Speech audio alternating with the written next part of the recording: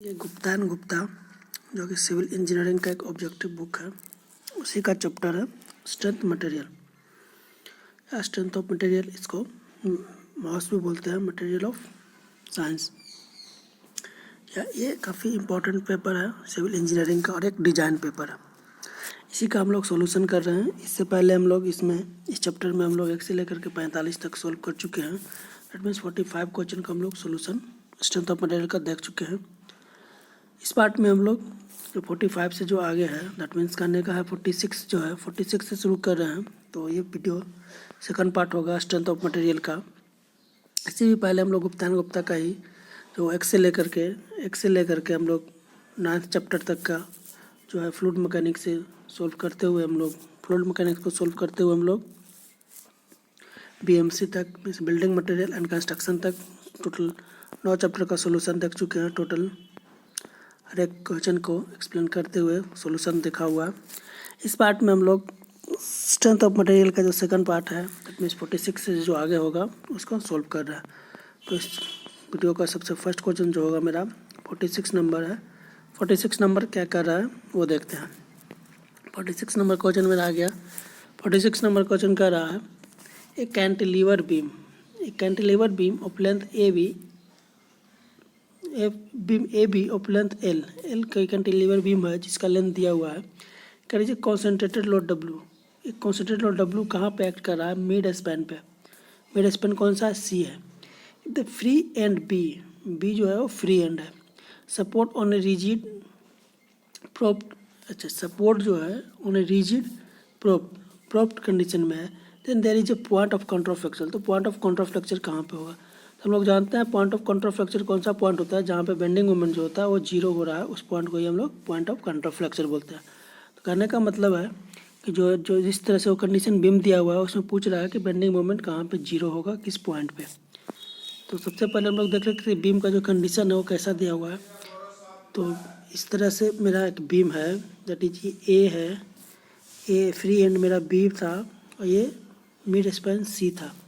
इसमें बोल रहा है कि एक मिड स्पैन पे एक लोड लग रहा है, मान लिया जाए W लग रहा है या P लग रहा है, जो भी मान लेते हैं, P लग रहा है मिड स्पैन पे और प्रोप्ड कंडीशन कैसे। तो पूछ रहा है कि इसमें जो कॉन्ट्राफ्लेक्चर कहाँ पे होगा, पॉइंट ऑफ कॉन्ट्राफ्लेक्चर कहाँ पे होगा। तो पॉइंट ऑफ कॉन्ट्राफ्लेक्चर ऐसा पॉइंट होता है जहाँ पे मेरा बेंडिंग मोमेंट का जो वैल्यू है वो 0 हो जाए।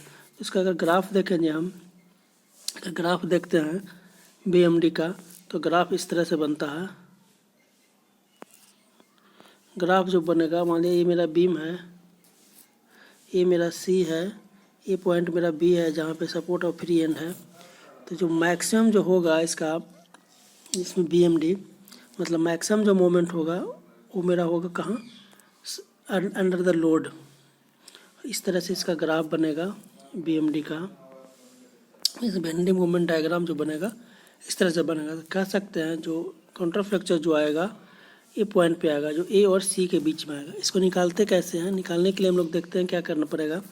सबसे पहले हम लोग मान लिया अगर ड्रा कर रहे हैं इस पॉइंट पे C, अगर इस पॉइंट पे B मेरा प्रोप्ड कंडीशन में है, ये C मेरा है, ये B है, ये A हो गया, ये C हो गया। तो इस पॉइंट पर हम रिएक्शन निकालते हैं कितना होगा। तो रिएक्शन जो होगा कैसे निकालेंगे? टोटल डिफ्लेक्शन एट पॉइंट पर देखा जाए तो प्रोप्ड कंडीशन के वजह से 0 होगा। टोटल डिफ्लेक्शन जो होगा पॉइंट पे वो 0 होगा। तो डिफ्लेक्शन निकाल लेते हैं लोड के वजह से। तो डिफ्लेक्शन ड्यू टू लोड कितना हो जाएगा? डिफ्लेक्शन ड्यू टू लोड हो जाएगा कितना, वो निकाल लेंगे। और फिर डिफ्लेक्शन ड्यू टू आर कितना होगा वो निकाल लेंगे। वैसे कर सकते हैं। तो हम लोग आर का वैल्यू इससे निकाल सकते हैं। तो इस तरह से आर का जो वैल्यू आ रहा है सोल्व करके मैं, जो इस तरह से मेरा प्रोप्ड कंडीशन जो आया या जो प्रोप्ड जो वैल्यू है आर, यहाँ पे P लग रहा था, तो आर का जो वैल्यू हो गया, आर का वैल्यू कितना मेरा आ रहा है? तो आर का वैल्यू निकालने के लिए हम लोग क्या किए थे? आर का वैल्यू निकालने के लिए जो इसका स्लोप हो गया और डिफ्लेक्शन जो हो गया उसको इक्वेट कर दिए। ठीक है। तो सबसे पहले अगर हम आर के केस में देखें तो डिफ्लेक्शन जो आर के वजह से जो पॉइंट सी पर होगा, तो deflection at C due to R is equal to R L Q divide by 3EI होता है। ठीक है। Deflection at C due to P, P की वजह से कितना डिफ्लेक्शन होगा, तो पी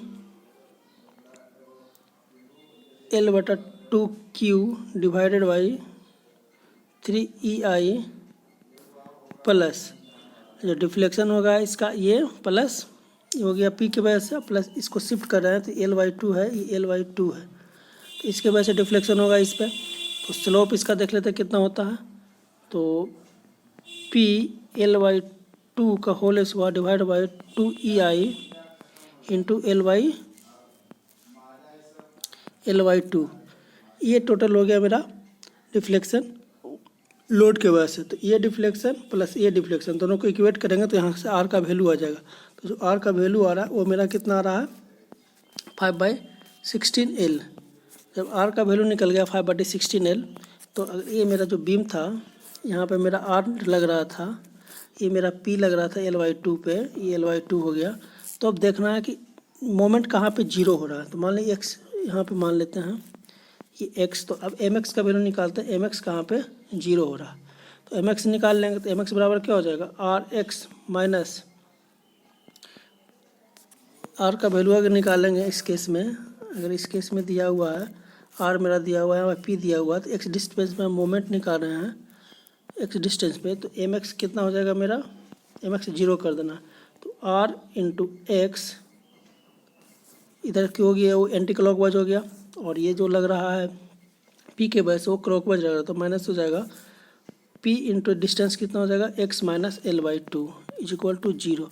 इसको सोल्व करेंगे, सोल्व करने के बाद जो एक्स का वैल्यू आ रहा है, आर का वैल्यू पुट करेंगे कितना 5/16L 5/16P, ठीक है। तो एक्स का जो वैल्यू आएगा वो कितना आ जाएगा, तो एक्स का जो वैल्यू आ रहा है मेरा 8/11L आ रहा है। तो एक्स कहाँ से लिए थे हम लोग, फ्री हैंड से लिए थे। तो इस तरह से हम देख सकते हैं कि जो मेरा जो ग्राफ बनाए थे अभी हम इस तरह से, ये मैक्सिमम मेरा था, और ये मैक्सिमम मेरा सी पे आया था मोमेंट, तो ये ए था, ये सी था, ये बी था। तो जो पॉइंट ऑफ कॉन्ट्राफ्लेक्शन आ गया पॉइंट ये डिस्टेंस मेरा हो जाता है 8/11L। तो कह सकते हैं कि जो पॉइंट ऑफ कॉन्ट्राफ्लेक्शन जो बना कहाँ बना, ए और सी के बीच में बना। ये पूछ रहा था कि जो कॉन्ट्राफ्लेक्शन बनेगा कहाँ बनेगा, तो बिटवीन ए एंड सी। देख भी लिए सबसे पहले हम लोग रिएक्शन निकालते हैं प्रूफ कंडीशन पे, तो कितना आता है मेरा 5/16, उसके बाद सोल्व कर देंगे तो आ जाएगा। नेक्स्ट क्वेश्चन देखते हैं क्या करा, a prismatic beam fixed at both end carry uniformly distributed load, fix है बोथ एंड पे और यूडीएल उस पर लोड लगा हुआ है। तो पूछ रहा है रेशियो किसका, बेंडिंग मोमेंट पूछ रहा है एट द सपोर्ट पे और bending moment at the mid point. तो देखते हैं कौन सा केस है। तो फिक्स्ड बीम दिया हुआ है, ठीक है, फिक्स्ड बीम दिया हुआ है और इस पर यूडीएल डाला हुआ है, लोड लगा हुआ है। तो हम लोग जानते हैं जो सपोर्ट पर जो रिएक्शन होता है वो कितना होता है, सपोर्ट पर जो रिएक्शन होता है W²/12 होता है, एंटी क्लॉकवाइज में होता है। इधर देखा जाए तो WL²/12 होता है, या हॉगिंग मोमेंट इसको कहते हैं। और जो सपोर्ट पर और जो मिड पॉइंट पर जो मोमेंट होता है, मिड पॉइंट पर मोमेंट कितना होता है, वो WL²/24 होता है। ये याद रखना है। ये अगर फिक्स्ड बीम दिया हुआ है तो जो सपोर्ट पर जो मोमेंट लगता है हॉगिंग, और कितना लगता है WL²/12, अगर ये W दिया हुआ है तो, और इसका भी लगेगा WL²/12 क्योंकि सिमेट्रिकल है। और जो सेंटर पे जो लगेगा, मिड पॉइंट पर जो लगेगा मोमेंट, तो कितना होगा WL²/24। तो रेशियो पूछ रहा है सपोर्ट और मिड पॉइंट पर। तो सपोर्ट का रिएक्शन मेरा रेशियो अगर निकाला जाए मोमेंट का, तो कितना हो जाएगा, सपोर्ट पर कितना था मेरा WL²/12 और मिड पॉइंट पर कितना था मेरा WL²/24। इसको सॉल्व करेंगे, तो सॉल्व करने के बाद ये कट गया, बच गया मेरा 2। तो आंसर देख लेते हैं इसका, दैट इज 2। नेक्स्ट क्वेश्चन देखा जाए क्या कर रहा है, रिलेशन पूछ रहा है किसमें, relation between radius of curvature R, radius for curvature R को bending moment M and flexure resistivity EI। तो हम लोग जानते हैं बेंडिंग स्ट्रेस इक्वेशन। अगर बेंडिंग इक्वेशन देखा जाए तो क्या होता है, बेंडिंग इक्वेशन या बेंडिंग स्ट्रेस इक्वेशन एक होता है जो M/I is equal to E/R is equal to stress by A/बाई, ये इक्वेशन होता है, काफ़ी इंपॉर्टेंट है। एम बटा आई equal to Y R is equal to F बटा वाई या सिग्मा बटा बाई।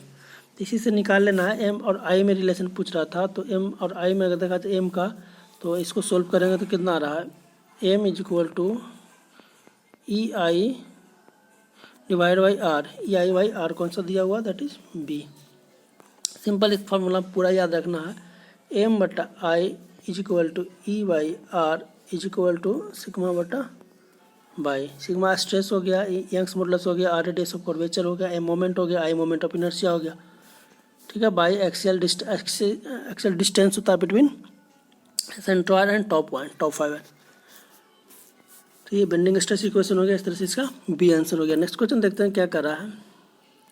ए बीम ऑफ, क्या पूरा, a beam of overall length दिया हुआ L with equal overhang on the both side overhang है, कैरीज एक यूनिफॉर्मली डिस्ट्रीब्यूटेड लोड, उस पर यूनिफॉर्मली डिस्ट्रीब्यूटेड लोड लगा हुआ है over the entire length to have the numerically equal bending moment. Equal bending moment कहाँ पे पूछ रहा है, मोमेंट एट सेंटर पर का मोमेंट और सपोर्ट पर का मोमेंट जो इक्वल है। तो पूछ क्या रहा है इसमें, डिस्टेंस पूछ रहा है कहाँ से, बिटवीन द सपोर्ट, जो डिस्टेंस सपोर्ट के बीच में वो कितना है, डिस्टेंस बिटवीन सपोर्ट के बीच में जो डिस्टेंस है कितना है।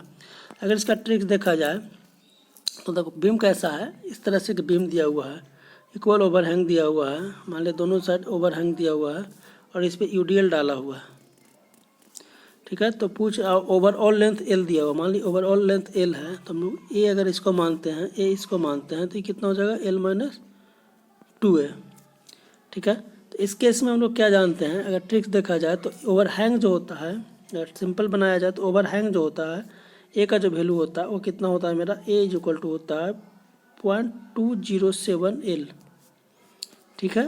तो इससे बना सकते हैं, बट इसको देखते हैं आया कैसे। अगर मेरा बीम है, ये यूडीएल दिया हुआ है, यहाँ पर ये ए है, ये एल माइनस 2a है, ये ए है, तो बोल रहा है सेंटर पर का जो मोमेंट और सपोर्ट पर का जो मोमेंट है इक्वल है। तो सेंटर पर का मोमेंट और सपोर्ट पर का मोमेंट, सपोर्ट पर का मोमेंट देखते हैं, एम एट सपोर्ट कितना होगा, तो WA² बाई टू सपोर्ट का मोमेंट हो गया। मोमेंट एट अगर सेंटर देखा जाए तो सपोर्ट सेंटर पर का मोमेंट कितना हो जाएगा मेरा, तो WL divide by 2 into L/4 minus A. ये दोनों को इक्वेट कर देना, एक इक्वेशन और दो इक्वेशन, दोनों को इक्वेट करेंगे, moment at support end moment at centre, दोनों को इक्वेट करेंगे। तो इक्वेट करने के बाद जो मेरा ए का जो वैल्यू आ रहा है, वो कितना आ रहा है, 0.207 एल, ठीक है। एल का ए का वैल्यू आ गया। लेकिन यहाँ पूछ क्या रहा था, डिस्टेंस बिटवीन द सपोर्ट के बीच का डिस्टेंस पूछा था। सपोर्ट के बीच का डिस्टेंस मेरा कितना था, L माइनस 2a था, ठीक है। तो L माइनस 2a का वैल्यू निकालना पड़ेगा। तो L मेरा L हो गया और 2 इंटू ए कितना आ गया मेरा, 0.207 एल। इसको सोल्व करेंगे, सोल्व करने के बाद जो मेरा वैल्यू आ रहा है वो कितना आ रहा है, 0.586 एल, 0.586 एल। तो यहाँ से देख लेते हैं, 0.586 मेरा सीम है। सिंपल है, ओवरहैंग और यूडीएल रहे तो जो ओवरहैंगिंग लेंथ होता है वो कितना होता है, ये याद रखना चाहिए, 207 एल। सिंपल समय 0.207 एल अगर ओवरहैंग केस है तो। नेक्स्ट क्वेश्चन देखा जाए क्या कर रहा है। ए प्रिज्मेटिक बीम दिया हुआ है of length L fixed at both end fix है and carries uniform distributed load, the distance of point of contraflexure. Point of contraflexure अभी पता है कौन सा पॉइंट होता है, जहाँ पे मेरा बेंडिंग मोमेंट 0 होता है, उस पॉइंट को पॉइंट ऑफ कॉन्ट्राफ्लेक्चर बोलते हैं। तो पूछ रहा है कि distance of point of contraflexure from either and से कितना होता है डिस्टेंस फिक्स्ड एंड कंडीशन में, जब उस पर यूडीएल दिया हुआ है। तो देख लेते हैं कौन सा केस है। तो इस तरह से बीम दिया हुआ है मेरा, मान लीजिए ये बीम है, ठीक है, ये एंड ए है, ये बी है। तो पूछ रहा है कि जो कॉन्ट्राफ्लेक्चर पॉइंट होगा वो सपोर्ट एंड से या फिर सपोर्ट से कितना दूरी पर है। इसका अगर पीएमडी देखा जाए तो बीएमडी जो बनेगा इसका इस तरह से बनता है, ठीक है। तो ये मान लिया जाए पॉइंट ऑफ कॉन्ट्राफ्लेक्चर हो जाएगा, इधर से ये और इधर से ये। तो ये डिस्टेंस मान लेते x होता है, टोटल डिस्टेंस तरह मेरा l दिया हुआ था। तो ये डिस्टेंस पूछ रहा l कितना होता है। हम लोग जानते हैं एक ट्रिक कि अगर सेंटर से देखा जाए ये डिस्टेंस, सेंटर और point of counter of fracture के बीच का जो डिस्टेंस होता है वो हम लोग देखें सोल्व किए हैं, तो L/2√3 होता है, L/2√3 होता है। तो इससे भी निकाल सकते हैं। बाकी जो L/2 में से अगर घटा देंगे इतना तो ये निकालना है, ये डिस्टेंस निकालना है, तो L/2 माइनस L/2√3 कर सकते हैं।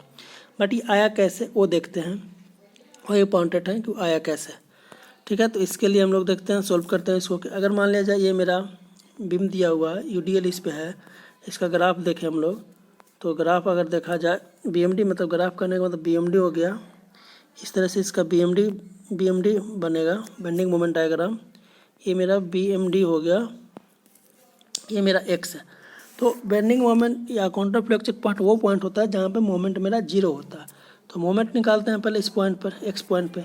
तो Mx = 0 होना चाहिए, तभी ना उस पॉइंट को हम फाइंड करेंगे, X निकलेगा। तो Mx निकालते हैं, M कितना होगा, इस पॉइंट पे जानते हैं मोमेंट कितना होता है UDL, वो कितना होता है WL² / 2L। ये अगर W दिया हुआ है तो ये भी वही होता है WL² / 12। तो इसको सोल्व करते हैं, Mx निकालते हैं। Mx का वैल्यू कितना होगा, तो WL सपोर्ट का जो रिएक्शन होगा कितना होगा WL/2। इसको फ्रेश में अगर देखा जाए, अगर मान लिया ये बीम है, इस पर UDL डाला हुआ है, तो इस पर जो रिएक्शन आ रहा है वो कितना आ रहा है, मोमेंट जो आ गया मेरा WL² / 12, इधर से भी वही आएगा। और जो रिएक्शन आएगा, अगर रिएक्शन निकाला जाए कितना होता है, W अगर है तो जो सिमेट्री WL/2 इधर हो जाएगा और WL/2 इधर हो जाएगा। तो Mx निकाला जाए, Mx निकाल रहे हैं, Mx = 0 करेंगे तो Mx कितना होगा WL/2 into X, WL/2 into X minus WX², अगर ये WX² / 2 और माइनस इसको और फ्रेश में देखा जाए तो Mx जो हो जाएगा इस केस में कितना आ रहा है मेरा, इस केस में अगर है तो Mx कितना आ रहा है मेरा WL/2 into X minus WX² / 2 minus WL² / 12। ये आ गया मेरा मोमेंट। इसको हम =0 करेंगे तो मेरा वैल्यू आ जाएगा X का। तो X का वैल्यू निकालने के लिए हम WL/2 into X minus WX² / 2 minus WL² / 12 = 0 किए। यहाँ से X का वैल्यू जो आ रहा है, X का वैल्यू कितना आ रहा है मेरा, तो 0.211L आ रहा है, और क्वाड्रेटिक इक्वेशन में आएगा एक आ रहा है 0.788, मीन्स 2 वैल्यू आया मेरा। ये पॉइंट अगर मेरा जो ग्राफ था, ये मेरा ग्राफ था, तो यहाँ से जो वैल्यू आया इधर से अगर देखें तो ये पॉइंट कितना आ गया 0.211, ये आ गया L। और इधर से अगर देखा जाए ये डिस्टेंस हो गया, ये डिस्टेंस मेरा हो गया 0.788 L। तो यहाँ देख रहे हैं तो ऑप्शन इसमें कौन सा दिया हुआ है, तो ऑप्शन के अकॉर्डिंग देख लेते हैं। तो ऑप्शन मेरा छोटा वाला दिया हुआ था, दैट इज 0.211 L। सिंपल सा, कुछ नहीं करना था, Mx सिर्फ 0 करना। Mx 0 करके जो X का वैल्यू आएगा क्वाड्रेटिक फॉर्म में आएगा, तो क्वाड्रेटिक फॉर्म में मेरा 211 L आ रहा है, और एक और वैल्यू आ रहा है 0.788। दोनों में से कोई भी आएगा तो उसका ऑप्शन ए हो जाएगा। इस क्वेश्चन देखते हैं क्या कर रहा है। बोल रहा है simply supported beam of length L carriage load UVL डाला हुआ है, varying uniformly from 0 at the left end to maximum at the right end. मतलब 0 लेफ्ट पे है और मैक्सिमम राइट पे है, इस तरह से कंडीशन बन रहा है। UVL डाला हुआ है, ठीक है। मान लीजिए A होता है, ये B होता है। तो पूछ क्या रहा है इसमें, देखते हैं। तो मैक्सिमम बेंडिंग मोमेंट अकर, मैक्सिमम बेंडिंग मोमेंट कहाँ पे अकर होगा, तो मैक्सिमम बेंडिंग मोमेंट वहाँ पे अकर होता है, मैक्सिमम बेंडिंग मोमेंट वहाँ पे अकर होता है जहाँ पे शियर फोर्स 0 होता है। यहाँ पे शियर फोर्स 0 होता है, उस पॉइंट पे मैक्सिमम बेंडिंग मोमेंट होता है। ये W दिया हुआ है, ये 0 यहाँ पे है। तो इसको देखते हैं सॉल्व करके। अगर मेरा ये सपोर्ट इस तरह से सपोर्ट है, या इसको और फ्रेश बनाया जाए, ये मेरा सपोर्ट हो गया, यहाँ पे W मेरा है, इस तरह से UVL डाला हुआ, ये मेरा A हो गया, लेफ्ट हैंड का है, ये राइट हैंड हो गया। इसका सबसे पहले सपोर्ट रिएक्शन कितना होगा, तो WL/6 इधर हो जाएगा और WL/3 इधर हो जाएगा। तो हम एक्स पॉइंट पे निकालते हैं, अगर लेफ्ट से देखा जाए एक्स पॉइंट पे हम अगर निकालते हैं क्या शियर फोर्स, तो शियर फोर्स एट एक्स बराबर अगर हम 0 कर दें तो उस पॉइंट पे जो मोमेंट होगा वो मैक्सिमम होगा। जहाँ पे शियर फोर्स मैक्सिमम हो, जहाँ पे शियर फोर्स 0 हो या फिर साइन चेंज करता है उस पॉइंट पे शियर फोर्स 0 हो या फिर वो साइन चेंज करता है उस पॉइंट पे बेंडिंग मोमेंट मैक्सिमम होता है। तो शियर फोर्स देखते हैं क्या कितना होगा इसमें। तो शियर फोर्स मेरा कितना हो जाएगा, WL/6 माइनस हो जाएगा, तो एक्स इस पार्ट के वजह से कितना आ रहा है लोड डाउनवर्ड, तो डाउनवर्ड लोड कितना आ जाएगा मेरा WX² divided by half L, हाँ हाफ WX²/L, इसको 0 कर देना है। तो इस पॉइंट में हम लोग देखें, अगर इस पॉइंट में अगर देखें ये मेरा अगर बीम था तो इस पॉइंट पर अगर हम निकालना है, ये मेरा XX पॉइंट हो गया x डिस्टेंस पे, ये मेरा W दिया हुआ था, तो रिएक्शन मेरा आ रहा था WL/6। तो यहाँ से अगर देखें शियर फोर्स का वैल्यू ऐसे पे शियर फोर्स निकाल रहे हैं हम x को 0 कर रहे हैं, तो मेरा आ रहा है WL/6, इधर से आ रहा है WL/6 माइनस में आ जाएगा इसके वजह से जो लोड लग रहा है डाउनवर्ड, वो इसके वजह से लोड कितना हो जाएगा, तो हाफ, इसमें जानते हैं जो वायरिंग लोड होता है उसका जो ट्रायंगुलर एरिया होता है वही उसका लोड होता है। तो half into x² divide by L, इसको सोल्व करेंगे, सोल्व करके मेरा जो x का वैल्यू आ रहा है, यहाँ से x का वैल्यू निकालेंगे तो आ रहा है L/√3। तो L/√3 देख भी लिए कहाँ से आ रहा है, तो लेफ्ट हैंड से आ रहा है, तो L/√3 आ गया कहाँ से, लेफ्ट हैंड से। नेक्स्ट क्वेश्चन देखते हैं क्या कर रहा है। Cantilever beam carry uniformly distributed load. अच्छा, कैंटिलीवर बीम है उस पर यूनिफॉर्मली डिस्ट्रीब्यूटेड लोड दिया हुआ है over entire span, then the shape of the shear force and diagram and bending moment diagram. तो देख लेते हैं केस क्या कर रहा है। एक कैंटिलीवर बीम है, ठीक है, एक कैंटिलीवर बीम डाला हुआ उस पर UDL है, तो पूछ रहा है इसमें SFD और BMD कितना होगा, वो पूछ रहा है। तो SFD और BMD पूछ रहा है, तो SFD हम लोग जानते हैं क्या होता है। शियर फोर्स देखते हैं, शियर फोर्स होता है टोटल ट्रांसवर्स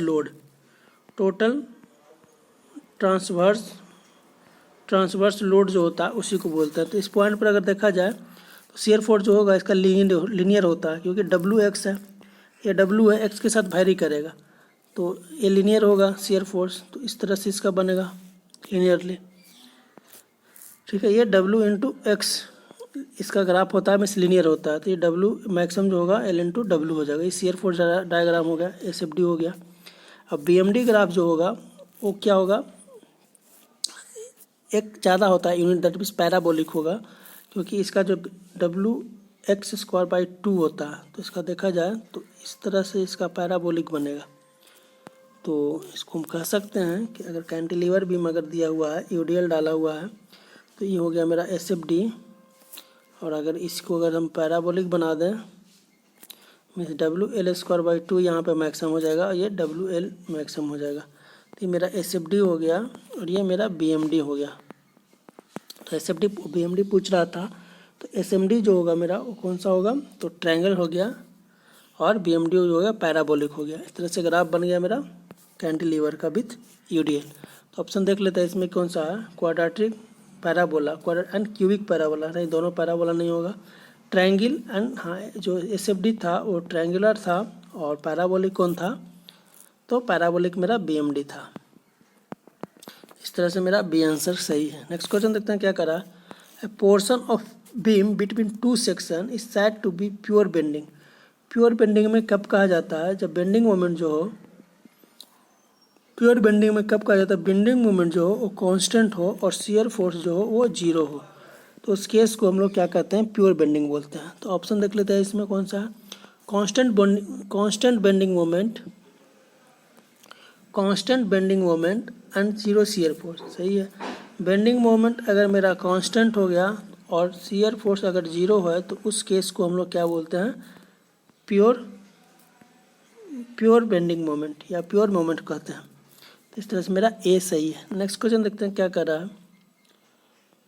तो रेशियो पूछ रहा है किसका, width to depth of a strongest beam. Strongest beam पूछ रहा है, beam that can be cut out of a cylinder, वैसा बीम जो एक सिलेंडर से काटा गया है और जो स्ट्रॉन्गेस्ट हो। मान लिया ये सिलेंडर का डायमीटर डी दिया हुआ है, इसमें से एक हम अगर काट रहे हैं कोई एक बीम, इसका जो डायमेंशन है, मान लिया बीम काटें तो इसका जो डायमेंशन हो गया वो डी हो गया, ये बी हो गया। ये बीम का जो कहाँ से काटा गया है, तो एक सिलेंडर से काटा गया है। तो जो इसका डायमीटर होगा सिलेंडर का, मान लीजिए सिलेंडर का डायमीटर डी है, तो इसका जो क्या इसको बोलते हैं, डायगोनल जो होगा बीम का, रेक्टेंगुलर बीम का, वो इसका डी हो जाएगा। तो यहाँ से देख सकते हैं कि एक रिलेशन आ गया बी डी में। तो यहाँ से कह सकते हैं क्या कि B square plus D square is equal to D square, पहला इक्वेशन आ गया।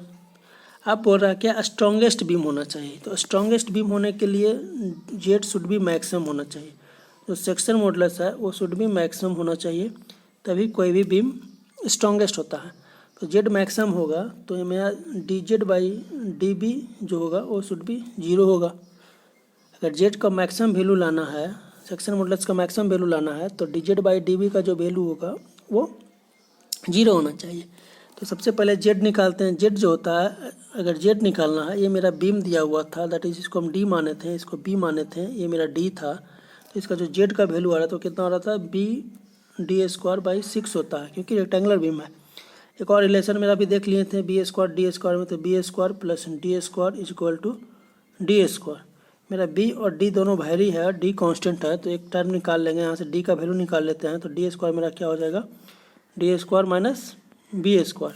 तो इस तरह से देखें कि जो मेरा जेड का जो वैल्यू आ गया वो कितना आ गया, बी और डी का वैल्यू कन्वर्ट कर दिए तो D square minus B square divide by 6 ये आ गया। अब इसको हम डिफ्रेंशिएट कर रहे हैं किसके रिस्पेक्ट में, बी के रिस्पेक्ट में, D Z by D B करते हैं, मतलब डिफ्रेंशिएट कर रहे हैं सेक्शन मॉडुलस को with respect to B breadth.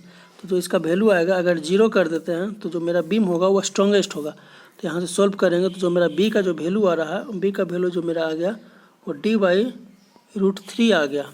B का जो वैल्यू आ गया डी बाई रूट 3 आ गया। और यहीं से फिर डी का वैल्यू निकालेंगे तो डी का वैल्यू जो मेरा आ रहा है 2√3 D, means √2d divide by √3, या फिर कह सकते हैं 2/√3 इंटू डी आता है।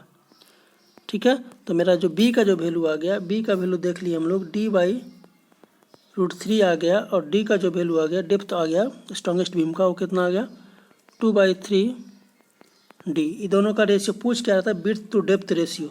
ये दोनों का रेशियो अगर निकाला जाए पहला और दूसरा का, तो देख रहा है यहाँ से क्लियरली, यहाँ से कितना आ रहा है d/√3 एंड √2/d, तो आ रहा है मेरा 1/√2। इस तरह से मेरा आंसर जो हो जाएगा बी हो जाएगा।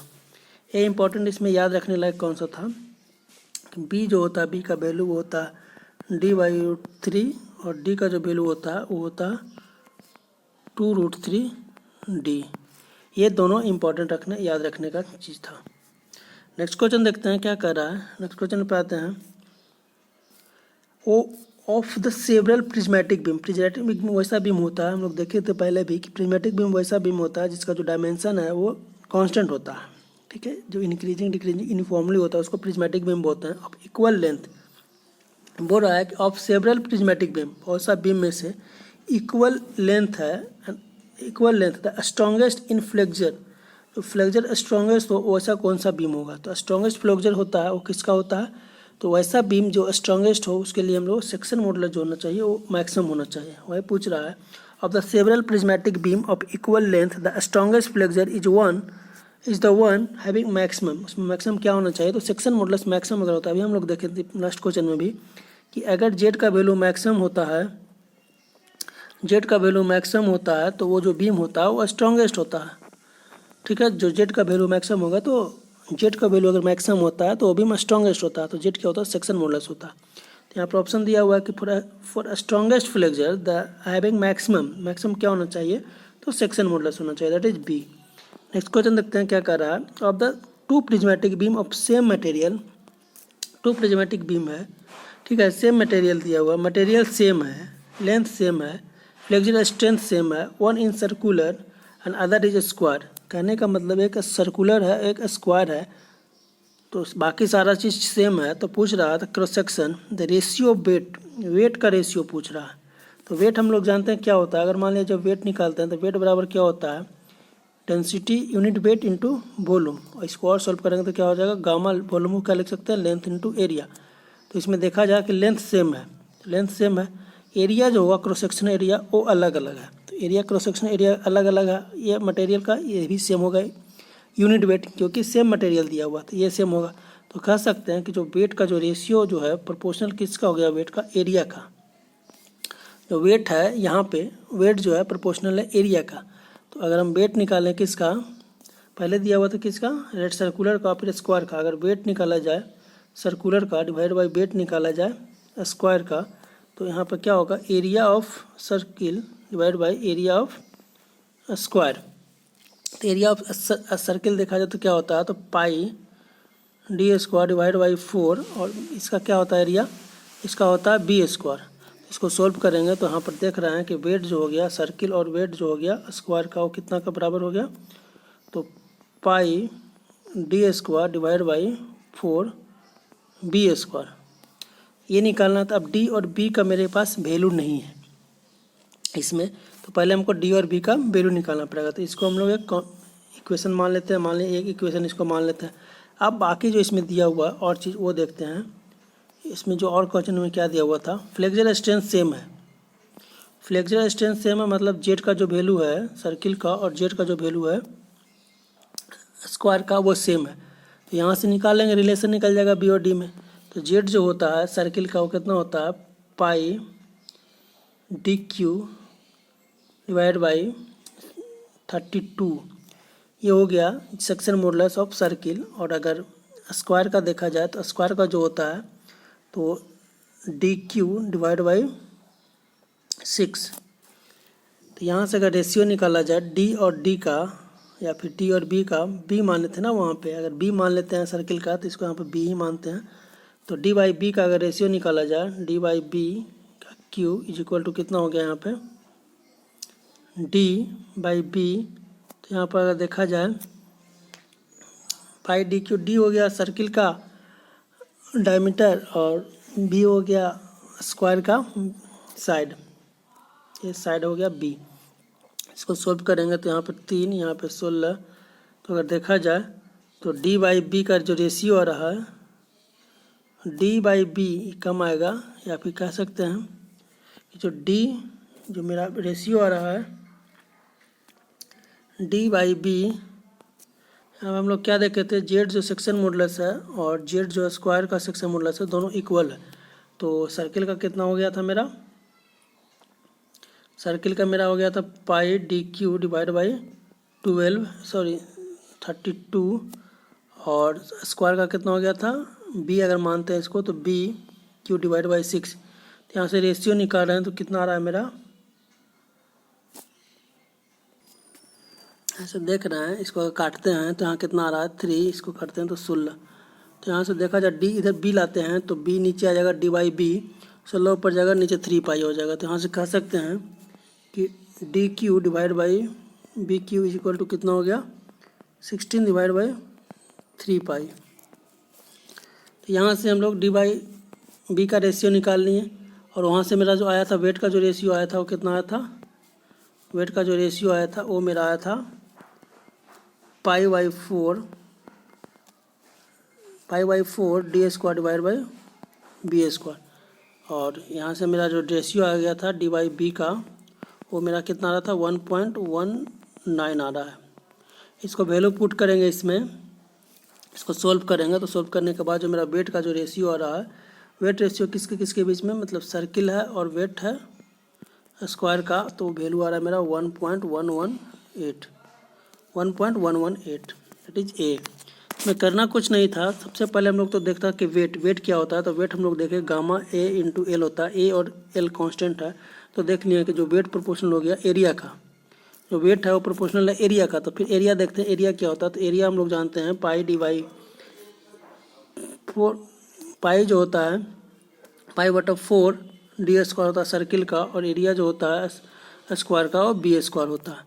ये दोनों का रेशियो निकालना पड़ेगा, ठीक है। तो डी वाई बी का प्रॉब्लम आया, तो डी वाई बी के लिए हम लोग क्या किए, जेड जो है स्क्वायर का और जेड जो है सर्किल का दोनों इक्वेट कर दिए। यहाँ से निकाल लिए हम लोग डी वाई बी का जो वैल्यू आ गया 1.119 आ गया, और यही वैल्यू पुट कर दिए हम लोग वहाँ पर एरिया का रेशियो में, तो वहाँ से निकल गया सॉल्व करके, दैट इज ए। नेक्स्ट देखते हैं क्वेश्चन क्या कर रहा है। फ्लेज्ड बीम वैसा बीम होता है जिसको दो मटेरियल से बनाया जाता है। A flitched beam consist of a wooden 150 mm wide and 30 mm deep, strengthened by a steel plate 10 mm thick and 300 mm deep on the either side of the joints। कहने का मतलब है इस तरह से बन रहा है मेरा। और फिगर अगर देखना चाहें तो ये मेरा वुड है, इसके साइड में 10 mm का स्टील जोड़ा हुआ है स्ट्रेंथ करने के लिए। तो पूछ रहा है, और स्टील का जो इलास्टिसिटी दिया हुआ है वो m का वैल्यू 20 दिया हुआ है। तो पूछ रहा है कि इसका इक्विवेलेंट जो विड्थ होगा वो कितना होगा, वो पूछ रहा है, ठीक है। Equivalent wooden section, the width of wooden section का इक्विवेलेंट। तो ये मेरा बी दिया हुआ था, ये मेरा कितना हो जाएगा m इंटू टी हो जाएगा, ये मेरा m इंटू टी हो जाएगा। टोटल कितना हो जाएगा इक्विवेलेंट विड्थ अगर देखा जाए तो, इक्विवेलेंट अगर विड्थ देखा जाए तो कितना हो जाएगा M T plus B plus M T, ठीक है। m दिया हुआ है 20, टी दिया हुआ है 10 और b दिया हुआ है 150। यहाँ से देख लेते हैं जो इक्विवेलेंट विड्थ हो गया वो 10 इंटू 20 प्लस 150 प्लस 10 इंटू 20। इसको सॉल्व करेंगे तो कितना आएगा 200, 150 एंड 200, 2241550 मीन 550 mm। यहाँ से देख लिया ऑप्शन मेरा 550, दैट इज डी। कुछ नहीं करना था, बस इक्विवेलेंट निकालने के लिए हम लोग n निकालते हैं। यहीं पे अगर सिग्मा s निकालना रहता है तो m इंटू सिग्मा मतलब m b निकालना रहता है, तो जो विड्थ होगा टिम्बर का वो कितना होगा m टाइम्स हो जाता है स्टील का। नेक्स्ट क्वेश्चन देखते हैं क्या कर रहा है। द मैक्सिमम शियर स्ट्रेस का वैल्यू पूछ रहा है किसमें, सर्कुलर सेक्शन में। तो शियर स्ट्रेस जो मैक्सिमम वैल्यू होता है शियर स्ट्रेस जो सर्कुलर सेक्शन में वो कितना होता है 4/3 टॉ एवरेज। जो टॉ मैक्सिमम होता है वो कितना होता है 4/3 इंटू टॉ एवरेज सर्कुलर सेक्शन में। तो इस तरह से इसका आंसर जो हो जाएगा वो बी हो जाएगा। लेकिन और अगर देखा जाए ए दिया हुआ, एक इसका दिया हुआ, ये डायमंड सेक्शन में दिया हुआ है। डायमंड सेक्शन इस तरह से होता है कि अगर डायगोनल जो है उसको हॉरिजॉन्टल कर दिया जाए, एक स्क्वायर का जो डायगोनल है अगर हॉरिजॉन्टल कर दिया जाए तो उसको डायगोनल सेक्शन बोलते हैं। इसका जो ग्राफ अगर देखा जाए स्ट्रेस डायग्राफ तो इस तरह से बनता है। ये मैक्सिमम जो वैल्यू हो गया इसका मैक्सिमम जो हो गया टॉ मैक्सिमम उसका इतना होता है डायमंड में, और जो लगता है ये मैक्सिमम वैल्यू कहाँ पे लगता है वो 3h डिवाइड बाई 8 ऊपर से डिस्टेंस होता है वो 3h/8 पे लगता है। 3/2 किस केस में होता है 3/2 रेक्टेंगल केस में होता है, और ये सेंटर पे ही लगता है। इसका जो ग्राफ होता है इस तरह से होता है। एक और दूसरा भी केस होता है ट्रायंगल केस में भी जो होता है तो वो भी ट्रायंगल केस में भी यही होता है। मीन्स ट्रायंगल के लिए और स्क्वायर के लिए दोनों जो होगा वो 3/2 होता है। तो देख ले एक इसके हो गया डायमंड सेक्शन के लिए हो गया, एक इसके हो गया सर्किल केस के लिए, एक इसके केस के लिए हो गया। तो ये हो गया ट्रायंगल से केस प्लस रेक्टेंगल केस, दोनों केस के लिए। इसमें ऑप्शन पूछ रहा था सर्किल के लिए, तो सर्किल के लिए मेरा 4/3 हो जाएगा। नेक्स्ट क्वेश्चन देखा जाए क्या कर रहा है। ए बीम रेक्टेंगल दिया cross section 100 mm wide and 200 mm deep, width दिया हुआ है और डेप्थ दिया हुआ है। If the section is subjected to shear force दिया हुआ है 200 kN, then the maximum shear stress पूछ रहा है कितना होगा। तो हम लोग जानते हैं कि मैक्सिमम स्ट्रेस रेक्टेंगल में कितना होता है। अगर मैक्सिमम शियर स्ट्रेस देखा जाए तो कितना होगा 3/2 इंटू टॉ एवरेज कितना होता है तो V/A कितना मेरा दिया हुआ है 20 और kN में दिया हुआ है तो 1000 कर देंगे डिवाइड बाई एरिया कितना हो जाएगा, रेक्टेंगल है तो विड्थ इंटू डेप्थ तो 100 इंटू 200। इसको सोल्व करेंगे 2 से 2 कैंसिल 2 2 0। तो यहाँ से सोल्व करने के बाद मेरा कितना आ रहा है, सोल्व करने के बाद मेरा आ रहा है जो 1.3/2, ये से पूरा कट जाएगा तो बच गया मेरा 3/2। तो ऑप्शन देख लें 3/2 दैट इज डी। कुछ नहीं करना था इसमें, टॉ एवरेज का जो वॉल्यूम होता है वो 3/2 होता है किसका, एवरेज का, और एवरेज कितना होता है मेरा V/A means force by area.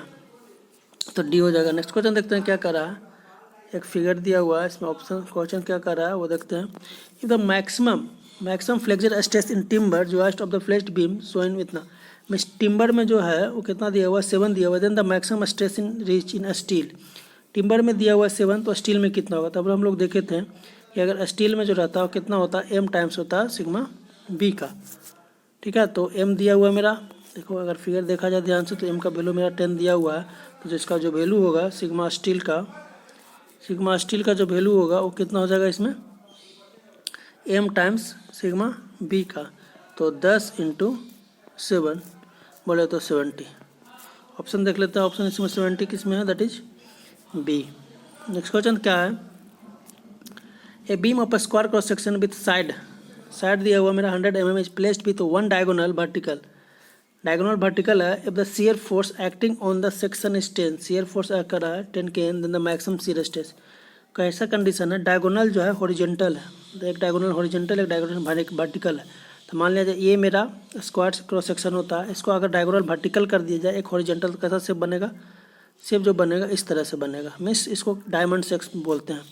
तो अभी हम लोग देखे थे अगर डायमंड शेप मेरा है, डायमंड शेप है, तो इसका जो ग्राफ होता है शियर स्ट्रेस का वो इस तरह से होता है, और जो मैक्सिमम लगता है इसका, मैक्सिमम जो होता है यहाँ पे लगता है वो कितना होता है 4, जो मैक्सिमम वैल्यू होता है इसका वो 9/8 होता है, 3h/8 पे लगता है ऊपर से। 3h/8 ये जो डिस्टेंस हो गया वो 3h/8 रहता है, और मैक्सिमम जो वैल्यू होता है वो कितना होता है मैक्सिमम वैल्यू, तो मैक्सिमम वैल्यू जो होता है 9/8 इंटू टॉ एवरेज।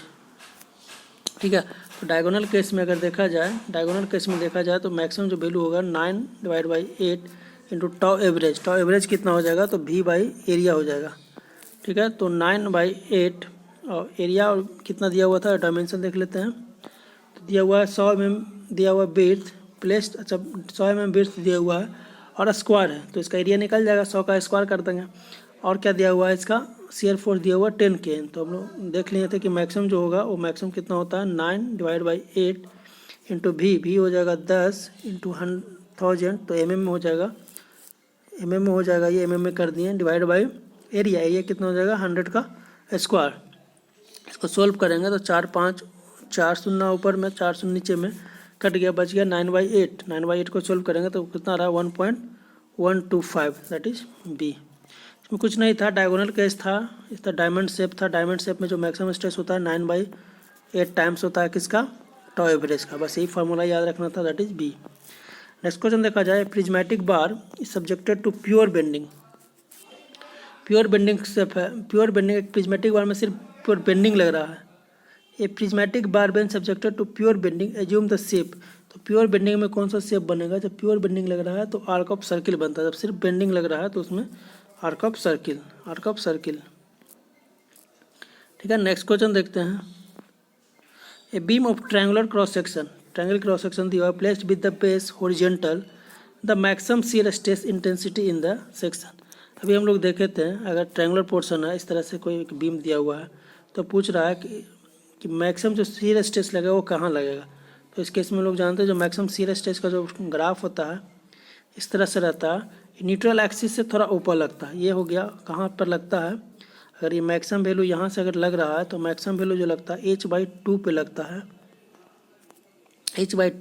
और वैल्यू कितना होता है 3/2 इंटू टॉ एवरेज, मीन्स 3/2 होता है मैक्सिमम वैल्यू और लगता है h/2 पे। और एक्सिस अगर CG पॉइंट है, CG है, तो CG से कितना दूरी पे लगता है, हम लोग जानते हैं कि CG कितना होता है ट्रायंगल का, वो h/3 होता है फ्रॉम बेस, h/3 होता है और 2h/3 ऊपर से होता है, मीन्स एपेक्स से। तो इस तरह से देख लिए हम लोग कि जो ग्राफ बना अगर ट्रायंगुलर पोर्शन का, तो ये अगर CG है नॉर्मल पॉइंट h/3 पे, तो ये जो लाइन होता है मैक्सिमम टॉ स्ट्रेस का, मैक्सिमम शियर स्ट्रेस का, वो कितना पे लगता है h/2 पे। ठीक है, तो पूछ इसमें रहा यही कि जो मैक्सिमम लगेगा, the maximum intensity in the section at the neutral axis पे नहीं लगता है, एट द बेस पे भी नहीं लगता, एबव द न्यूट्रल एक्सिस, हाँ न्यूट्रल एक्सिस से एबव लगता है, बिलो नहीं लगता, एबव लगता है। एबव अगर देखा जाए तो डिस्टेंस कितना हो जाएगा इसमें, तो h/2 माइनस h/3 3 डिस्टेंस पे लगता है, तो इसको कह सकते हैं h/6 डिस्टेंस पे लगता है। कहाँ से? न्यूट्रल एक्सिस से।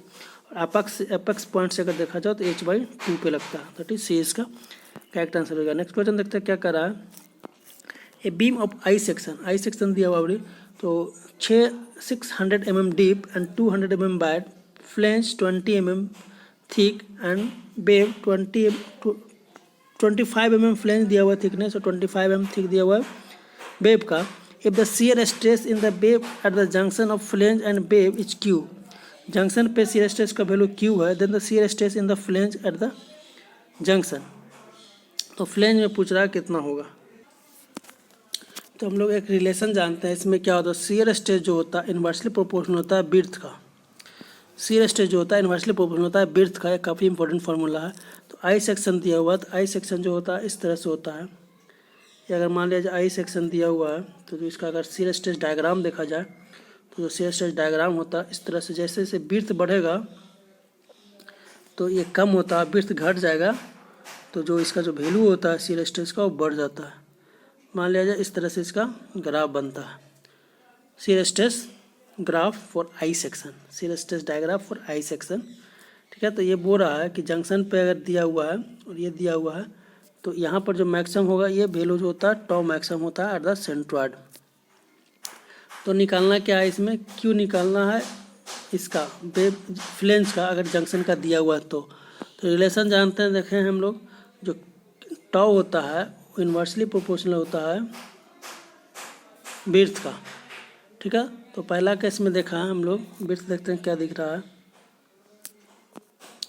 क्या दिया हुआ है, a beam of I section deep है और विड्थ कितना हुआ है, and I section and 200 wide जो दिया इतना, has flange 20 mm thick and wave इतना mm थिक। तो 20 mm थिकनेस दिया हुआ किसका, 20 mm थिकनेस दिया हुआ किसका, वेव का, और 200 mm थिक दिया हुआ किसका, फ्लेंज का। मीन्स इसका जो थिकनेस दिया हुआ है वो 200 दिया हुआ है, और इसका जो दिया हुआ है वो कितना दिया हुआ है, 20 mm। तो इसका और इसका, ये दोनों को हमको निकालना है। इसमें क्यू दिया हुआ है, इसका क्यू निकालना है। इसका क्यू कितना हो जाएगा, हम लोग जानते हैं इन्वर्सली होता है, तो टॉ जो होता है इन्वर्सली प्रोपोर्शनल होता है विड्थ का। इसमें जो दिया हुआ है क्यू दिया हुआ है, तो 200 × 20 × क्यू बराबर हो जाएगा किसका, अगर ये देखा जाए तो यहाँ से ये दोनों मल्टीप्लाई करेंगे तो ये दोनों कांस्टेंट हो जाएगा। तो 20 × Q is equal to, flange में निकालना था तो 200 इसका विड्थ था, इंटू एक्स, तो इसका निकाल देते हैं, एक्स होता है मान लिया जाए, तो कितना हो जाएगा, इसको सोल्व करेंगे तो एक शून्य से एक शून्य जाएगा, 2 से 2 जाएगा, बच गया 0.1 क्यू। फ्लेंज का जो स्ट्रेस हो जाएगा वो कितना हो जाएगा, 0.1 क्यू। डी सिंपल, इसमें कुछ नहीं करना था। अगर मान लीजिए ये फ्लेंज था, फ्लेंज का डायमेंशन मेरा 200 दिया हुआ है, ठीक है, और वेव का जो डायमेंशन दिया हुआ 20 दिया हुआ है, और इस पे जो स्ट्रेस दिया हुआ है वो दिया हुआ मेरा क्यू, और इस पे स्ट्रेस मेरा निकालना है। ठीक है, तो हम लोग जानते हैं कि टॉ जो होता है इन्वर्सली प्रोपोर्शनल होता है विड्थ का, या फिर कह सकते हैं टॉ इंटू विड्थ जो होगा वो कांस्टेंट होगा। तो यही दोनों मल्टीप्लाई करके दोनों इक्वेट कर दिए यहाँ से, तो इक्वेट करके आने के बाद वैल्यू आ गया डी। नेक्स्ट देखते हैं क्या कर रहा है, ए बीम, नेक्स्ट क्वेश्चन क्या कर रहा है, a beam of uniform strength has at every cross section same. A beam में जब स्ट्रेंथ यूनिफॉर्म रहे तो उसका क्रॉस सेक्शन में क्या सेम होना चाहिए वो पूछ रहा है। A beam have uniform strength लाने के लिए उसका जो बेंडिंग स्ट्रेस होगा वो यूनिफॉर्म होना चाहिए। बेंडिंग स्ट्रेस यूनिफॉर्म होगा तो कह सकते हैं कि जो बीम में जो होगा अब एवरी क्रॉस सेक्शन पे यूनिफॉर्म स्ट्रेंथ होगा। नेक्स्ट क्वेश्चन देखा जाए क्या पूछ रहा है, ऐसा फिगर दिया हुआ है, पूछ रहा है shear centre the channel section. Shear centre वैसा पॉइंट होता है जहाँ पे सिर्फ बेंडिंग हो, ओनली बेंडिंग मोमेंट, या फिर कह सकते हैं नो ट्विस्टिंग मोमेंट। जहाँ पे ट्विस्टिंग मोमेंट नहीं हो वैसा point, the point at which at point where the, अगर इसको रोटेट करें तो उस पॉइंट पे सिर्फ बेंडिंग मोमेंट हो, इस पॉइंट के अबाउट सिर्फ बेंडिंग मोमेंट हो और ना ट्विस्टिंग मोमेंट हो, मीन्स ट्विस्टिंग मोमेंट नहीं होना चाहिए। तो चैनल सेक्शन में जो शियर सेंटर होता है तो इसका बाहर होता है, दैट इज बी पॉइंट जो होगा वो शियर सेंटर होगा किसका, चैनल सेक्शन का। शियर सेंटर वैसा पॉइंट होता है जहाँ पे बेंडिंग मोमेंट जो होता है, बेंडिंग मोमेंट तो होता है बट ट्विस्टिंग मोमेंट जो होता है वो नहीं होता है। Means no twisting moment, only bending moment. Bending moment होगा, ट्विस्टिंग मोमेंट नहीं होगा। तो शियर सेंटर इसका जो होगा बाहर होता है चैनल सेक्शन का, और बी के पास होता है। जनरली जो होता है, जो सिमेट्रिकल एक्सिस का जो सेंट्रॉइड होता है वहीं पे होता है shear centre point. Next question देखा जाए क्या पूरा, फॉर नो टॉर्सन, बोले तो for no torsion the plane of bending should B.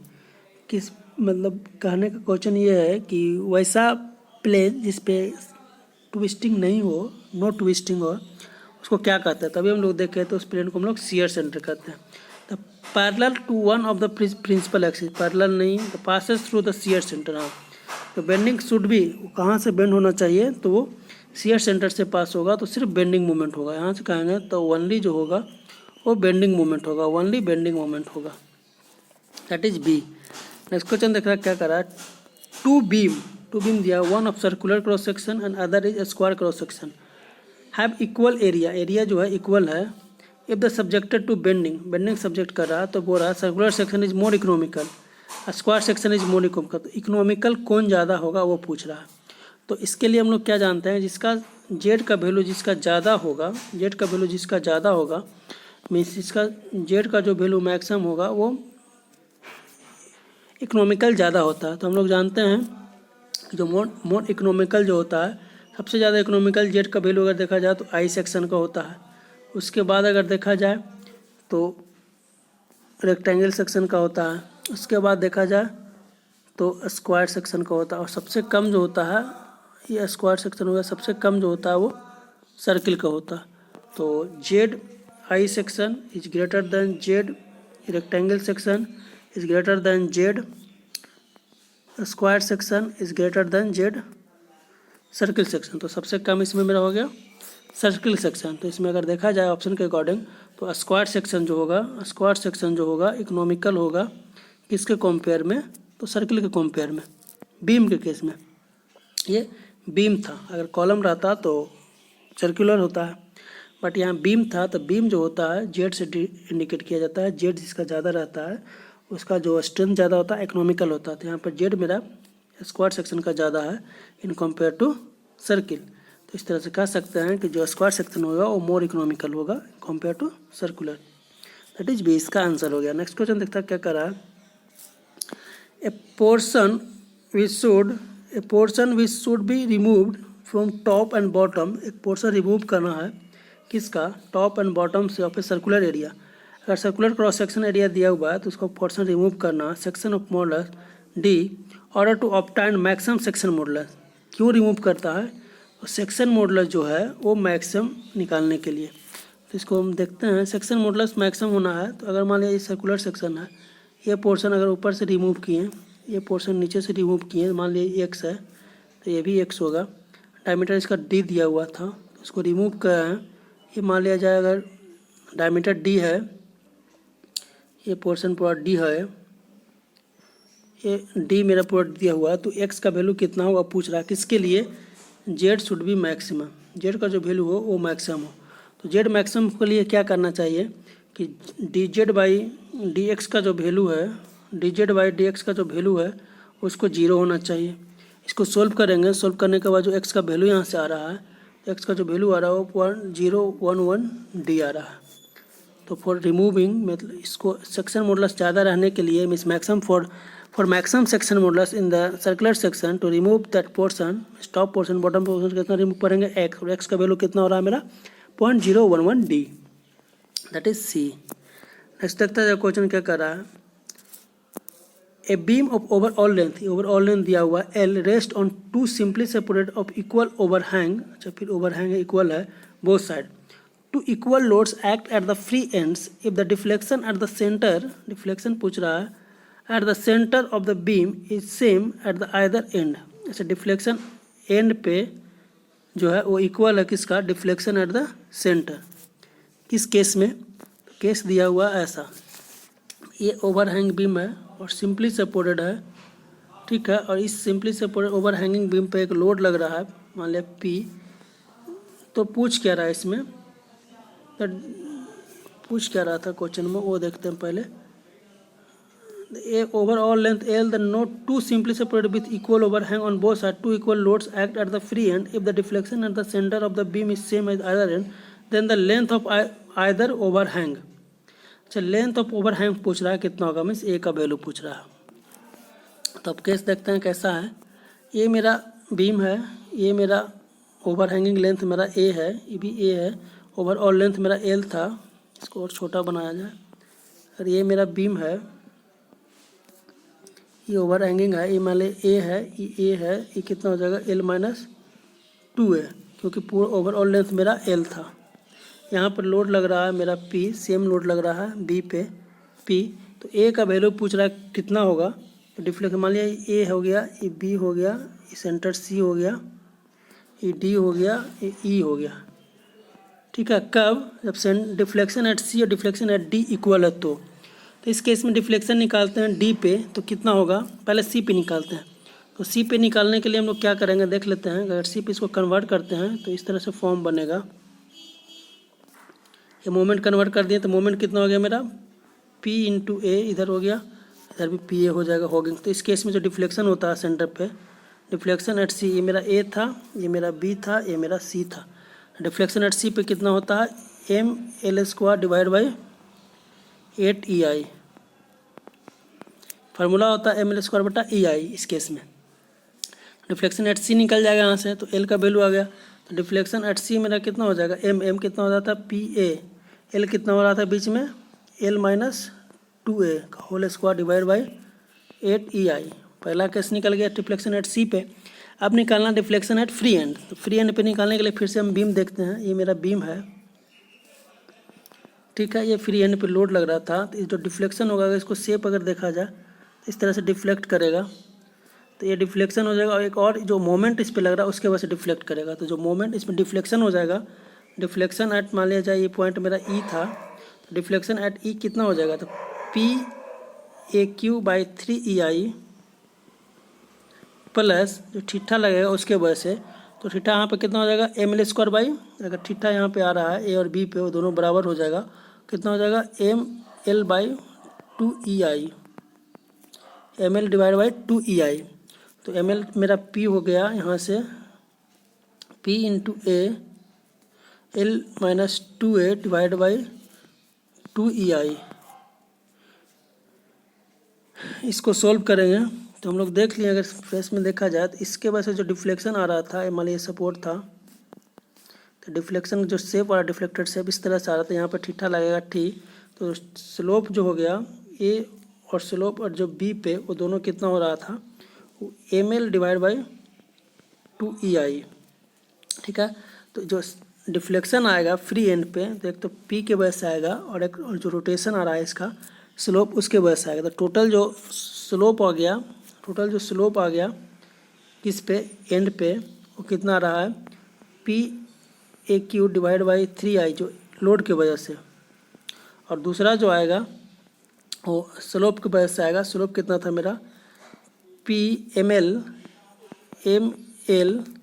Divide by 2EI into इसमें मल्टीप्लाई कर देंगे length.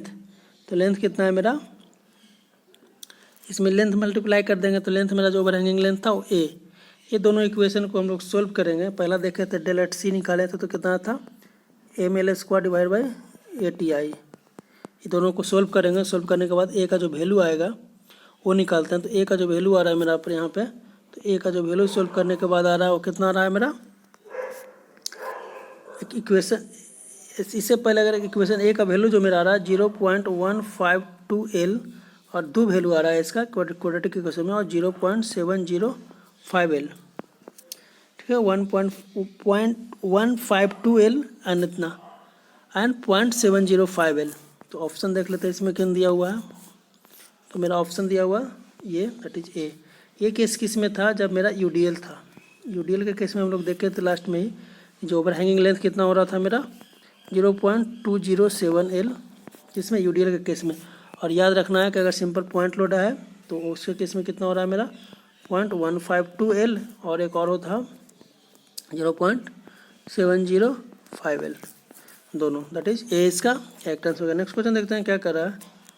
A beam A B सी एक बीम है rest on the simply supported at the A and B with B C as the overhanging, B C overhanger, D is the centre of the span A B. कहने का मतलब इसका एक beam है ए B C, ठीक है, rest on simply supported at the A and B, A और B पे सिंपली सपोर्टेड है, ठीक है, B C with B C as overhang, A हो गया, ये बी हो गया और ये सी हो गया। तो बोल रहा है a beam A B C rest on simply supported at A and B, A और बी पे जो है सिंपली सपोर्टेड है, ठीक है, और सी जो है मेरा सपोर्ट नहीं है, सी जो मेरा फ्री एंड है, and B C has the overhang, D is the centre of A B, E point जो हो गया वो डी हो गया। If the first case the centre of span A B, if the first case is concentrated load P act at C, first case में C पे लग रहा है load, while in the second case the load P act on the D, then the deflection। अच्छा इसमें बोल रहा है, कहने का मतलब दो केस है, कहने का ये है कि एक मेरा इस तरह से एक बीम दिया हुआ है, ये मेरा A है, ये मेरा B है, ये मेरा C है, ये मेरा D है, ये पॉइंट। तो बोल रहा है कि फर्स्ट केस में क्या है, फर्स्ट केस में जो है लोड लग रहा है मेरा C पे, और सेकंड केस जो है वो लोड लग रहा है मेरा कहाँ, तो डी पे।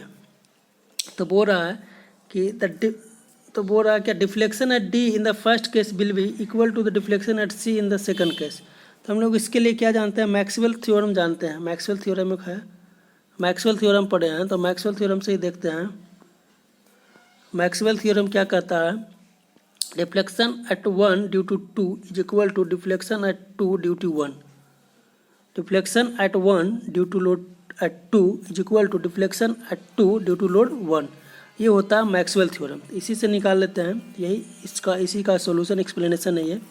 तो ये कह रहा है यही deflection at D in the first case will be equal to deflection at C in the second case, that is Maxwell theorem. ये कह रहा है del 1 2 is equal to del 2 1, that is ये इसका थ्योरम हो गया। नेक्स्ट देखते हैं क्या कर रहा है, द स्लोप, क्वेश्चन क्या कर रहा है, स्लोप पूछ रहा है किसका, at the end of simply supported beam span L if uniformly distributed load W unit over the entire span. Slope पूछ रहा है, सिंपली सपोर्टेड बीम है और इस पर यूडीएल डाला हुआ है, तो इसको स्लोप इस तरह से अगर डिफ्लेक्ट करा जाए, देखा जाए तो ये हो गया स्लोप थीटा, ठीक है। तो ये स्लोप कितना होगा वो पूछ रहा है। अगर सिंपली सपोर्टेड बीम दिया हुआ है, मान लिया जाए ये अगर मेरा सिंपली सपोर्टेड बीम है, इस पे यूडीएल डाला हुआ, तो इसका डिफ्लेक्शन शेप जो होता है हम लोग देखें इस तरह से होता है। तो एंगल जो मेरा ए पे और बी पे जो एंगल होता है वो दोनों सेम होता है, स्लोप थीटा मान लेते हैं। तो theta A is equal to theta B होता है यूडीएल के केस में, क्योंकि सिमेट्रिकल है। और थीटा ए और थीटा बी का वैल्यू कितना होता है, theta A is equal to theta B और इज इक्वल टू कितना होता है, तो W L Q divide by 24 EI, ये होता है यूडीएल के केस में। ये अगर पॉइंट लोड रहता तो पॉइंट लोड के केस में कितना हो जाता है, WL² डिवाइड बाई 16 EI। तो ऑप्शन देख लेते हैं इसमें, तो इसमें यूडीएल डाला हुआ था, तो जो स्लोप होगा वो कितना होगा, WL होगा। अच्छा एक ऑप्शन और भी है यहाँ पे, WL² है, जो कि इसका यूनिट अगर डायमेंशन चेक करेंगे, जो स्लोप होता है, स्लोप में जो होता है वो डायमेंशन रेस में से रेडियन में होता है, तो वो स्लोप चेक करते हैं रेडियन में, तो WL होता है। ये जो दिया हुआ है किसके लिए दिया हुआ है, पॉइंट लोड के केस में दिया हुआ है, पॉइंट लोड के केस में दिया हुआ है। इसी का अगर हम लोग स्लोप निकालते हैं, मैं स्लोप तो नहीं होगा, अगर डिफ्लेक्शन निकालते हैं, डिफ्लेक्शन पॉइंट लोड में कितना हो जाता है, तो डिफ्लेक्शन जो हो जाता है इससे 1 यूनिट ज़्यादा WL डिवाइड बाई 48 EI होता है, ये हो जाता है स्लोप। यही अगर हम यूडीएल के केस में देखें, पॉइंट लोड में हो गया, यूडीएल के केस में देखें तो 5/384 WL डिवाइड बाई EI होता है। कहने का मतलब ये है कि ये मेरा पॉइंट लोड के केस में हो गया स्लोप, ठीक है। यहीं पे अगर हम स्लोप डिफ्लेक्शन निकालें तो कितना हो जाता है मेरा W, अगर डिफ्लेक्शन निकालें तो डिफ्लेक्शन कितना हो जाएगा, WL² है तो यहाँ पे Q हो जाएगा WL डिवाइड बाई 48 EI, ठीक है। ये मेरा हो गया था स्लोप किसके केस में, यूडीएल के केस में। और इसका अगर हम स्लोप डिफ्लेक्शन निकालें तो डिफ्लेक्शन मेरा कितना हो रहा था 5/384 WL4 डिवाइड बाई EI। ये फार्मूला है, इसको याद रखना है। तो इस तरह से इसका जो स्लोप हो गया यूडीएल के केस में सिंपली में WL3/24 EI हो गया। नेक्स्ट क्वेश्चन क्या कर रहा है, if the deflection at the free end of the uniformly loaded cantilever beam is 15 mm and the slope, एक केस में क्या दिया हुआ है, डिफ्लेक्शन दिया हुआ है।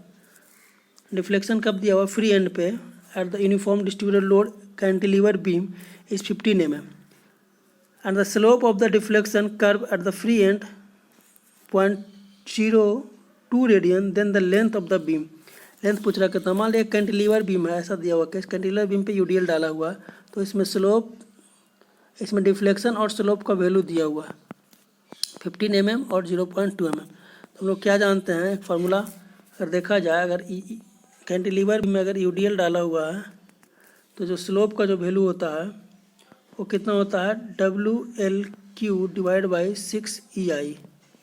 इसका वैल्यू कितना दिया हुआ, 0.2 रेडियन, और स्लोप कितना दिया होता है फार्मूला में, WL4 डिवाइड बाई 8 EI। 6 और 8 इसको याद रखना है, WL3 6 EI और WL4/8 EI। ये दिया हुआ है 15 mm। ठीक है, ये दोनों को सॉल्व करेंगे, इसका वैल्यू इसमें डाल करके, तब यहाँ से L का वैल्यू निकल जाएगा। L का वैल्यू कितना मेरा आ रहा है, यहाँ से सॉल्व करने के बाद जो L का वैल्यू आ रहा है, ये दोनों इक्वेशन मेरा 1 और 2, ये दोनों को सॉल्व करेंगे।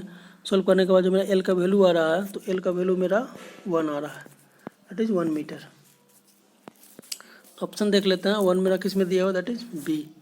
नेक्स्ट देख लेते हैं क्या कर रहा है, ए सिंपली सपोर्टेड, फार्मूला क्या क्वेश्चन है, a simply supported beam ABC of length L carries a concentrated load P at an intermediate point B. If the slope at A is 0.75 times the slope at C, then the length of the portion AB. yes, क्या है वो देखते हैं। एक simply supported beam है, ठीक है, एक सिंपली सपोर्टेड बीम है, एक सिंपली सपोर्टेड बीम है। ये बोल रहा है सिंपली सपोर्टेड बीम ABC, ए है, मान लिया B कोई पॉइंट इंटरमीडिएट पॉइंट है, ये C है। Length 1 L metre, L length है total. Considered load P at an intermediate point B, कोई भी पॉइंट पे B है, ये मान लेते A लेंथ दिया हुआ है, ये मेरा B दिया हुआ है, यहाँ पे एक लोड लग रहा है P, ठीक है। और अब क्या बोल रहा है, the slope at A is इतना times the slope at C। मान लीजिए इसका डिफ्लेक्शन होगा, इस तरह से का डिफ्लेक्शन होता है, तो स्लोप एट जो A दिया हुआ है वो 0.75 टाइम्स स्लोप एट C दिया हुआ है। तो पूछ रहा है क्या, then the length of the portion AB। AB का जो पोर्शन है, मीन्स A का जो वैल्यू है वो निकालने के लिए बोल रहा है कितना होगा। देख लेते हैं, इसका एक फॉर्मूला होता है। अगर इस केस में देखा जाए, अगर मेरा ये बीम है, किसी भी एक पॉइंट पर अगर लोड दिया हुआ रहता है, मान लीजिए ये लेंथ A है, ये लेंथ B है, ओवरऑल लेंथ L है, ये A है, ये C है, तो जो स्लोप का जो वैल्यू होता है theta, slope at A equal to कितना होता है, PAB L plus B। A पे निकालना है तो यहाँ पे B होगा, divide by 6EI into L। PAB L plus B 6EI into L, ये हो गया स्लोप एट A। और स्लोप एट C निकालना रहा है, तो इस केस मेरा यही है, एक पॉइंट लग रहा है लोड WA है, ये मेरा B है, ये मेरा A है, ये मेरा C है। तो लोग स्लोप देखे, A पे कितना हो रहा था मेरा, PAB L plus B divide by 6EI to L। Slope at C पर देखा जाए तो PAB C पर देख रहे हैं, तो E लेंथ हो जाएगा, इधर वाला लेंथ है तो उधर मल्टीप्लाई किए, PAB L plus A divide by 6EI L। ये दोनों को हमको पता है, इसको सॉल्व करेंगे। सॉल्व करने के बाद देख रहे हैं तो ठीठा A और ठीठा C, मतलब स्लोप एट A जो होता है दिया हुआ कितना 0.75 मीन्स 3/4 टाइम्स, 3/4 टाइम्स दिया हुआ है स्लोप एट C का। इसको सॉल्व करेंगे तो सॉल्व करने के बाद जो मेरा वैल्यू आ रहा है एल का या ए का जो वैल्यू आ रहा है, ए का वैल्यू कितना मेरा आ रहा है 5/7 एल। ठीक है, 5/7 मेरा सी में दिया। सिंपल सी इसमें फार्मूला यही याद रखना था इस केस में, काफ़ी इंपॉर्टेंट फार्मूला है। अगर किसी इंटरमीडिएट पॉइंट पर अगर कोई लोड लग रहा हुआ है तो जो स्लोप होता है, तो मिडिल पे लगता है तो हम लोग जानते हैं कितना होता है, मिडिल पे लगता है तो PL/Q डिवाइड बाई PL की स्लोप है ना, तो 16 हो जाएगा 16 EI। अगर सिंपली से प्रोडक्ट केस रहता है और मिडिल पे लगता है तो कितना होता है PL/Q divide by 16 EI slope होता है, और दोनों बराबर होता है, इक्वल होता है ये और ये। बट यहाँ पे अनसिमेट्रिकल पोर्शन है। अगर अनसिमेट्रिकल पॉइंट पे दिया हुआ, किसी इंटरमीडिएट पॉइंट पे दिया हुआ है P, ये A है, ये B है, तो जो स्लोप होगा, मान ली A है, ये B है, तो स्लोप जो A पर होता है वो कितना होता है तो स्लोप जो होता है वो कितना होता है PAB into L plus A है तो उधर का B हो जाएगा 6EI L। इसी तरह से B वाला में हो जाएगा PAB into L plus A divide by 6EI L। ठीक ठाक B। दोनों काफ़ी इंपॉर्टेंट फार्मूला, दोनों को याद रखना है इसमें। नेक्स्ट क्वेश्चन देखते हैं क्या कर रहा है। The deflection if the deflection at the free end of a uniformly, क्या बोल रहा है, डिफ्लेक्शन दे रहा है at the free end of a uniformly loaded cantilever beam of length L, ठीक है, is equal to 7.5 mm, then the slope 1 metre दिया हुआ है, 1L नहीं 1 मीटर दिया हुआ है, क्या 1 मीटर डिफ्लेक्शन दिया हुआ है, तो स्लोप पूछ रहा है कितना होगा। क्वेश्चन क्या कर रहा है, the deflection at the free end of a uniformly loaded cantilever beam of length 1 metre is equal to इतना। डिफ्लेक्शन दिया हुआ, मान लीजिए ये कैंटिलीवर बीम है, इस पे यूडीएल डाला हुआ है, तो इस पर जो डिफ्लेक्शन होगा फ्री एंड पे, मान लीजिए डिफ्लेक्शन हो गया डेल, तो जो डेल होगा, डेल का वैल्यू कितना दिया हुआ मेरा 7.5 mm दिया हुआ। डेल का वैल्यू हम लोग जानते हैं कितना होता है यूडीएल के केस में, WL4 divide by 8EI, WL4 divide by 8EI deflection होता है। ये दिया हुआ कितना दिया हुआ इसका वैल्यू 7.5 mm। तो यहाँ से L का वैल्यू दिया हुआ है 1 मीटर, तो L का वैल्यू 1 डाल देंगे मीटर में, तो इसको मीटर में कन्वर्ट करेंगे तो 10⁻³ मीटर हो जाएगा, तो यूनिट सेम हो जाएगा सबका। Then the slope at the free end, slope पूछ रहा है कितना होगा, तो स्लोप को हम लोग जानते हैं, स्लोप का वैल्यू कितना होता है WL/Q। इस केस में जानते हैं जो अगर डेल्टा का वैल्यू मेरा WL4 डिवाइड बाई 8EI होता है, तो स्लोप जो होता है मेरा WL/Q डिवाइड बाई 6EI होता है। ये दोनों को सोल्व करेंगे, सोल्व करने के बाद जो मेरा वैल्यू आएगा, इसी को दूसरा फॉर्म में भी हम लिख सकते हैं ना। अगर इसको स्लोप निकालना है तो WL4 डिवाइड बाई 8EI है, इसको क्या लिख सकते हैं 6 कन्वर्ट करना है तो W इंटू L, एक L बाहर निकाल लेते हैं, इसको क्या लिख सकते हैं WL/Q डिवाइड बाई 6EI का वैल्यू चाहिए, इसको हम L/8 इंटू 8 लिख सकते हैं। इसको वैल्यू दिया हुआ 0.75, तो यहाँ से L का वैल्यू 1 डाल देंगे, इससे वैल्यू निकल जाएगा। तो यहाँ 6 डाले तो यहाँ पे 6 हो जाएगा ना, 6/8, तो वैल्यू हो जाएगा स्लोप का, वो कितना हो जाएगा 7.5 इंटू 10⁻³ इंटू 8 डिवाइड बाई 6। इसको सोल्व करेंगे, सोल्व करने के बाद जो मेरा वैल्यू आ रहा है वो आ रहा है 0.01 रेडियन, दैट इज 1। कुछ नहीं करना था, दो फार्मूला इसमें है। स्लोप का जो फार्मूला होता है WL/Q डिवाइड बाई 6EI होता है यूडीएल के केस में और कैंटिलीवर केस में, इस तरह से एट द फ्री एंड। और जो स्लोप डिफ्लेक्शन होता है वो कितना होता है WL4 divide by 8EI, WL4/8EI। दोनों को सोल्व करना, सोल्व करने के बाद जो वैल्यू आएगा स्लोप का वो 1 आ रहा है। तो इस केस में इतना ही रहने देते हैं, यहाँ पे काफ़ी लंबा हो गया है। तो इस केस में हम लोग सोल्व किए 46 से लेकर के 75 तक के क्वेश्चन, काफ़ी न्यूमेरिकल था तो काफ़ी टाइम लग गया। नेक्स्ट पार्ट में फिर इससे आगे सोल्व करेंगे, काफ़ी लंबा नहीं करते हैं पार्ट को, इतना ही पार्ट करके हैं। नेक्स्ट पार्ट में फिर से इससे आगे हम सोल्व करेंगे, दैट इज 76 से आगे का जो क्वेश्चन है उसको सोल्व करने का कोशिश करेंगे। हम लोग 75 तक के टोटल सोल्व कर चुके हैं सॉम का, नेक्स्ट पार्ट में इससे आगे सॉल्व करते हैं, फिर से मिलते हैं नेक्स्ट पार्ट में।